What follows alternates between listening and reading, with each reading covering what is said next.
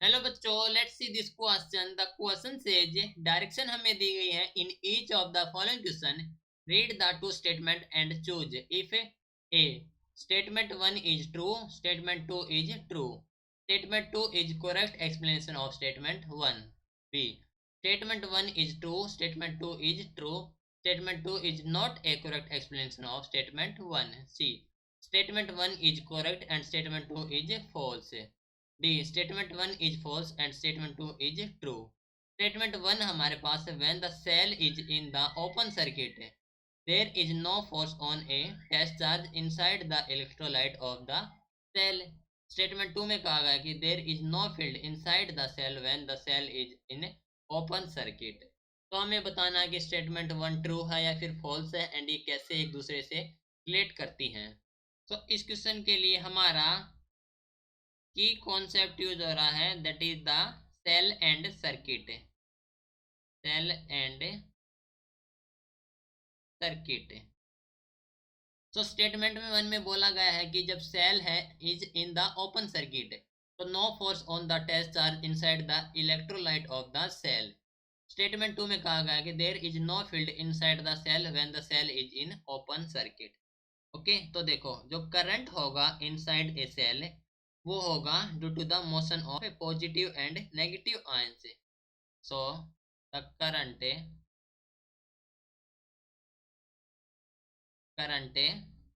inside a cell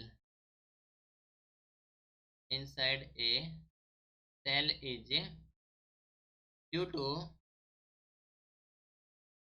motion of both positive and negative ions, positive and negative ions. Okay, दोनों के कारण होगा। सो हम कह सकते हैं कि so when current is open, when sorry हम कह सकते हैं कि जब हमारे पास सर्किट ओपन है तो व्हेन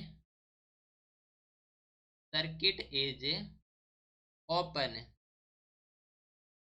तब क्या होगा, there will be no flow of current, there will be no flow of current, यानी कि करंट फ्लो नहीं होगा।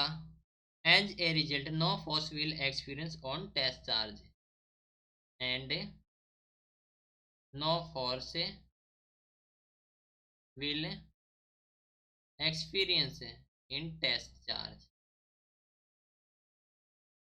ठीक है, नाउ इन ओपन सर्किट क्या होगा, in open circuit terminal potential difference is, जो टर्मिनल पोटेंशियल डिफरेंस होगा, टर्मिनल पोटेंशियल डिफरेंस वो हमारे पास इक्वल हो जाएगा to the EMF, equal to EMF. Okay, and is the maximum potential difference and is the maximum potential difference which a cell can provide, which a cell can provide। ठीक है, तो हम यहाँ पर देखो स्टेटमेंट वन में कहा गया है कि जब सेल है ओपन सर्किट तो no force on the test charge inside the electrolyte of the cell है। तो असर्शन इज द बिल्कुल करेक्ट है, तो हमें कह सकते हैं कि असर्शन इज करेक्ट, यानी कि हमारे पास स्टेटमेंट है एज स्टेटमेंट वन हमारे पास करेक्ट है। ओके, नाउ स्टेटमेंट टू में कहा गया है there is no field inside the cell when the cell is open circuit. Okay, तो दैट इज द हमारे पास है बिल्कुल रॉन्ग कंडीशन है ये। ओके, इन ओपन सर्किट जो टर्मिनल पोटेंशियल डिफरेंस होगी equal to the EMF and जो maximum potential difference which a cell can provide.